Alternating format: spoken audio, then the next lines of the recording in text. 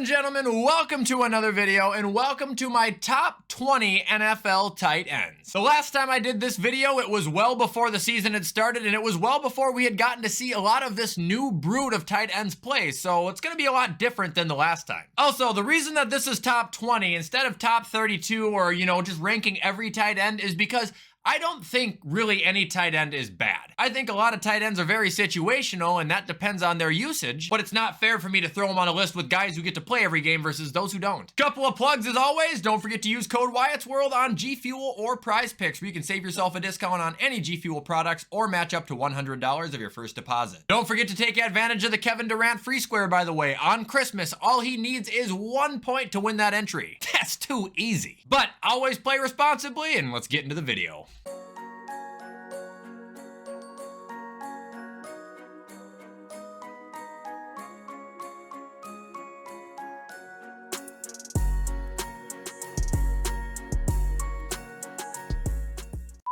Alright, so here we are at the list, self-explanatory as always, nothing to go over. However, I do want to give two honorable mentions who just didn't quite make this list, although they probably should have. Number one is Jonnu Smith, number two is Tyler Conklin. I actually think both of them are extremely useful and valuable tight ends who can come in clutch in big moments. It's just, I'd have 20 guys over them, unfortunately. So without further ado, let's go with tight end number 20. I'm giving it to Tyler Higbee on the Rams. Oh, that's too low. Hey, he could have not made the list at all, so be grateful. Seriously though, this guy has been a very valuable and consistent tight end ever since joining the Rams, like what, 8 years ago already? He doesn't go out there and get you 1,000 yards and 10 touchdowns a year, but what he will do is be open when you need him and he'll come up with about 500 to 600 yards and 3 to 4 touchdowns a season. You can't be mad at that. Moving on to 19, this might be the biggest fall from my first list, but it's Pat Freiermuth. Look, I still think Muth is a great tight end, but this year there's no doubt about it. He has been injured and he just hasn't been doing nearly as much as anybody else. And yeah, you can blame the offensive coordinator, you can blame the quarterback, you can blame a great number of things, but nothing you say or do will bring his production from this year even fucking close to the 18 guys that I'm gonna name in front of him. 18, Michael Mayer, the rookie from Vegas. He's sitting at 300 yards and 2 touchdowns on the year. Obviously could be a lot better and could be a lot worse. Battle the toxic coach for over half the year, flip-flop quarterbacks, which by the way, one of the quarterbacks is a damn rookie. Like, he's just not in a system to perform well and he's actually making some noise, so I respect it. Also, I just wanted to say, and I'm not making fun of him, I didn't know how much of a beefcake this guy was. He weighs like 270 pounds, dude. He's a big man. 17, give me Cade Otton, the second-year tight end from Tampa Bay. He's at 408 yards and 4 touchdowns on an offense where Mike Evans and Chris Godwin are getting the ball force-fed to him. I actually think he has a great set of hands too, and I don't want to be talking too much as I am a pure Red Zone Buccaneers watcher, but when I get to see him, he's making some elite snatches, man. I do like what I see out of him. And now we're moving on to number 16. Give me Hunter Henry, the human mattress. 419 yards, 6 touchdowns. I say this every single time I talk about him, and I will continue to. He does whatever you allow him to do. If you're only going to give him 2 or 3 targets a day, yeah, no shit, he's not gonna do that good. If you actually use him and his size to his advantage and you light him up, he is a defense's worst fucking nightmare. He joined the league 7 years ago already and he has arguably been the most consistent out of anybody.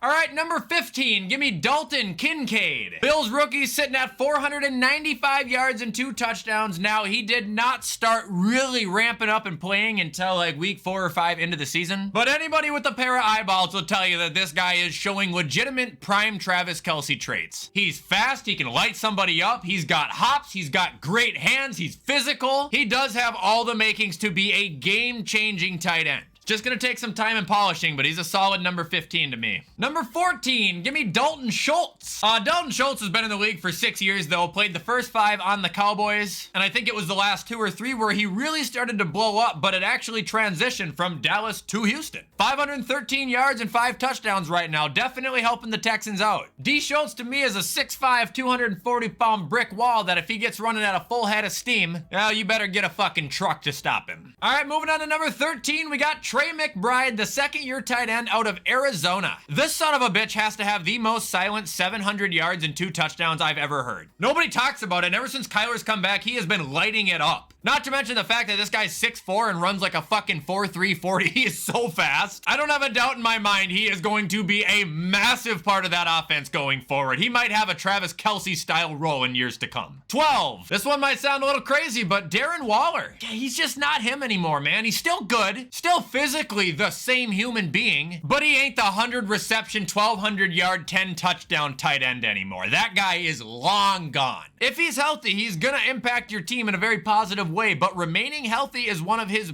biggest weaknesses. And just to prove my point, the last 3 years, he's only started 11 games, 6 games, and now this year, 8. Number 11, give me Dallas Goedert. He's banged up, but don't you dare forget about him. I think he is in contention for having the best contested catch in the league. Like, this is another guy that is huge, and he is quick, and if you get the ball near him, you are gonna need a fucking vice grip to get it out of his hands. And I get it, he's never broken 1,000 yards, he's never had a Travis Kelce style season, but year after year, he has come up in some big clutch moments for the Philadelphia Eagles, and there is no denying that that offense is much better when he is part of it.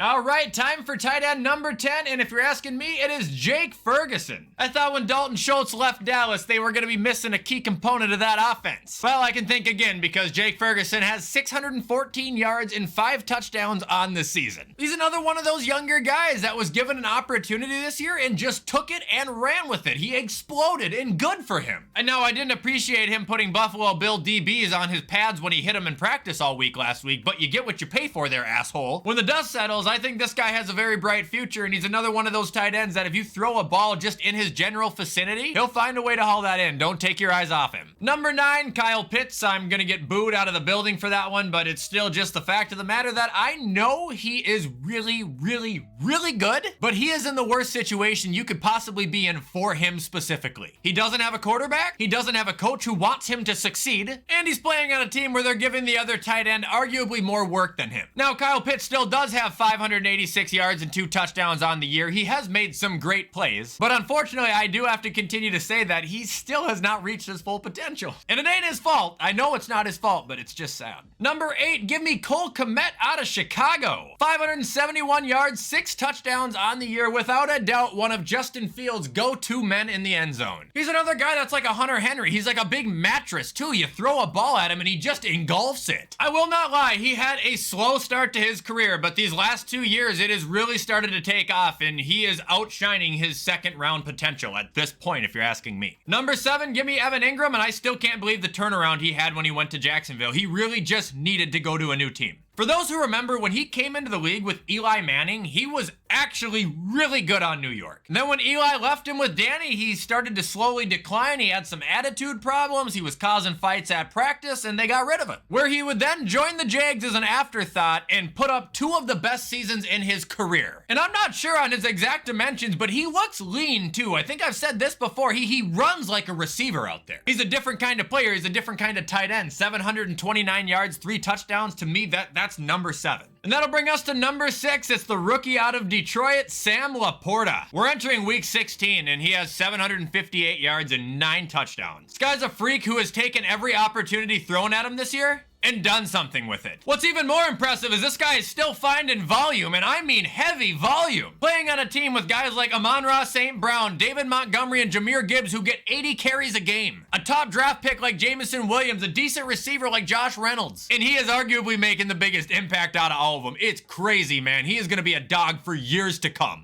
All right, up next at number 5, give me David Njoku, one of probably the biggest pure athletes in the league, especially at the tight end position. This guy is raw fucking talent. Always had his back when it came to talent. I've always had a concern when it comes to his health. Now this year, I think he's played every game and he's at 704 yards and 5 touchdowns. A little bit more of an impressive statistic behind that. He's had, what, 5 different fucking quarterbacks this year? This guy is a damn machine, and he loves making defenders look stupid. David Njoku is easily number 5 for me. Number 4, Mark Andrews. Again, he is hurt, but don't forget about him. He hasn't played since November 16th, and he has 544 receiving yards and 6 touchdowns. No doubt in my mind, if he was healthy, he would be the tight end leader right now in every category. Number 3, TJ Hawkinson. 902 yards, 5 touchdowns. He has been one of the most healthy and consistent pieces of the Vikings offense all season long. At the beginning of the year, remember when he got that huge extension? I think the highest paid contract for a tight end, and everyone was laughing at him? What's so funny now? He's playing to the value. Healthy, hard to tackle, great at making catches in traffic. I think TJ Hawkinson is a top 3 tight end. Number 2, George Kittle. Another guy who has unlimited talent, but another guy who battles a lot of injuries. However, this year I want to say he's been mainly healthy, having 865 yards and 6 touchdowns. But Kittle's position goes a little bit deeper than that, because not only is he going to be your receiving tight end, but he is going to block for you. He is going to pancake players for you. If you get into a little bit of scuffle, he's going to throw someone on their ass for you. Great player, great teammate, great person. George Kittle for me is the second best tight end in football. And number 1 is still Travis Kelce. Yeah, he has taken a decline this year, but let's look at the facts. Travis Kelce's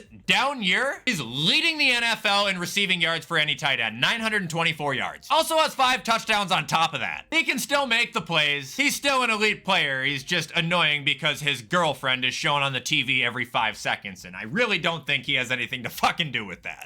Anyway, guys, that is going to be it for me ranking my top 20 NFL tight ends. And that is also going to be where I cut it for the day. I hope you guys like this list, and I hope you guys are continuing to enjoy my content. If you are, you already know what to do to show support. Comment, like, subscribe. Also, turn that bell on because I try to post every single weekday. However, with everything I just said, I'm going to get this edited so you guys can watch it on time. Have a great rest of your Tuesday, and as always, I will see you in the next video.